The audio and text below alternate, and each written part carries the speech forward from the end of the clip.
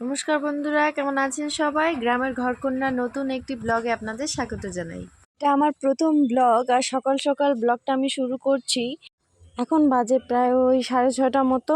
এখনই ফুলটা তুলে নেব, নইলে বেলা যত গড়াবে গাছে আর ফুলও থাকবে না। শেষমেশ ফুলটা আমি তুলতেই পারবো না। কি বলুন তো, আমাদের গ্রামের ওইদিকে তো কোনো সেরকম ধরাছোঁয়া থাকে না যে সবাই সবার ফুল তোলে। ওই যে দেখুন, আমি ভয়েস ওভার দিচ্ছি আর ওইদিকে একটা কোকিল কি সুন্দর ডাকছে। তো এদিকে আমি একটা নীল ফুল তুললাম, কোকিলটার ডাকা বন্ধ হয়ে গেল। আমি যেহেতু গ্রামের দিকে থাকি, অনেক নাম না জানা পাখির ডাক মাঝে মাঝে আমি শুনতে পাই।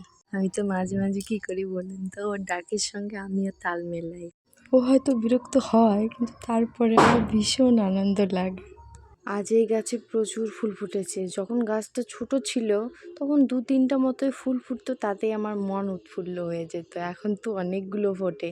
পাশে আরো একটা এরকম সাদা ফুলের গাছ ছিল, ওখানটার থেকেও ফুল তুললাম। জানেন তো, আমার আবার এই সাদা ফুলটি খুবই প্রিয়। ফুলটা তোলার পর গাছটা একদম শূন্য শূন্য লাগে, আবার যদি না তুলি তাহলে ভগবানের চরণটা শূন্য শূন্য লাগে, তাই না? এদিকের ফুলটা তুলে সামনের দিকে যাব। জানেন তো, সামনের দিকে আরো ফুল আছে। সকালের দিকটা তো ভালোই রোদ্র উঠলো, ভাবলাম যে না রোদ হবে, কিন্তু না, পরে দেখলাম আকাশে ঘন কালো মেঘ জমে গেছে।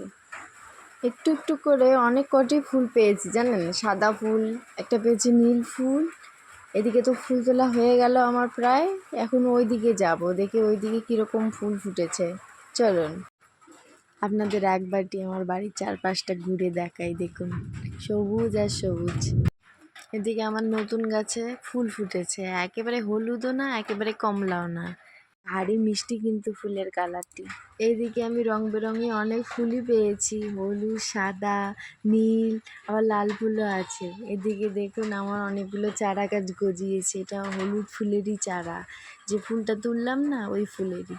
যখন হবে অসম্ভব সুন্দর লাগবে চারিদিকটা। সাদা জবা অনেকগুলি ফুটেছে, দেখুন মনে হচ্ছে তুলতে তুলতে আমার ডালা পুরো ভর্তি হয়ে যাবে। এখনো তো লাল জবা আমি তুলিনি। ওই যে দেখুন সামনের দিক থেকে জমিটায়, এটা আগের দিনের বৃষ্টির জল। আর আগের দিন তো প্রচণ্ড পরিমাণে বৃষ্টি হয়েছিল, যার জন্য জল এখনো বেরোতে পারেনি।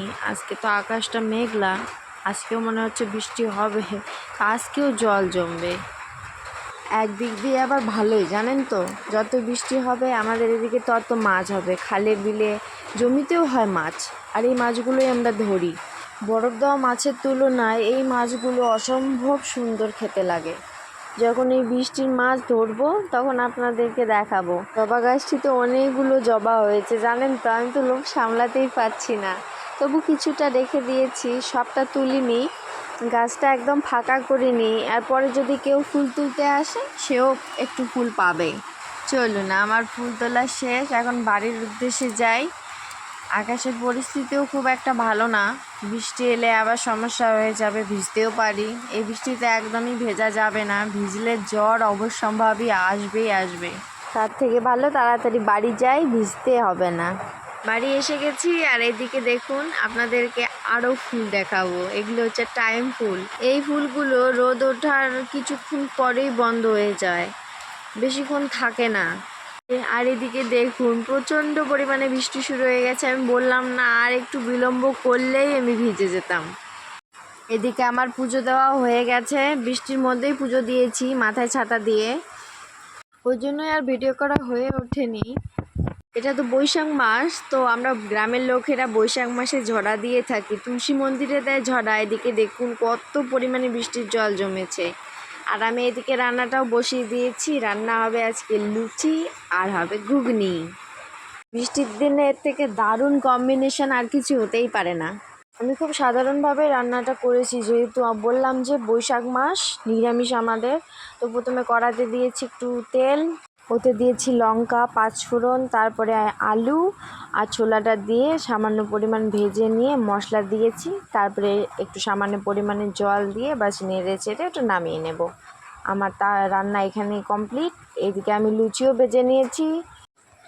লুচিগুলো এক একটা লুচি ফুলছে, আবার এক একটা লুচি ফুলছে না। যখনই আবার ক্যামেরা অন করছি আমার লুচি ফুলছে না, যখন ক্যামেরা বন্ধ রাখছি তখন আবার লুচি ফুলছে। কি ভীষণ পরিমাণ রাগ হচ্ছে বলুন তো।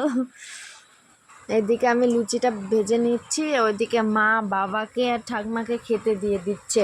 আর কয়েকটি আছে ভাজার, তারপরে মা আর আমি খেতে বসবো। আজকে তো আমাদের সকালের জলখাবার লুচি আর একটু ঘুগনি। আপনারা কি খেলেন সকালের জলখাবার? কমেন্ট করে অবশ্যই জানাবেন। সকালের জলখাবারটা আমাদের তো ভালোই হলো। দুপুরে রান্নাবান্না তো এখনও আছে, করব। তো ভিডিওটা আমি এখানেই শেষ করব। ওদের প্রণাম এবং ছোটদের আমার অনেক ভালোবাসা জানিয়ে ভিডিওটা আমি এখানেই শেষ করব। আপনারা ভালো থাকবেন, সুস্থ থাকবেন, সকলকে ভালো রাখবেন। আজ তবে আসি, দেখা হচ্ছে কাল নতুন একটা ভিডিওর সঙ্গে।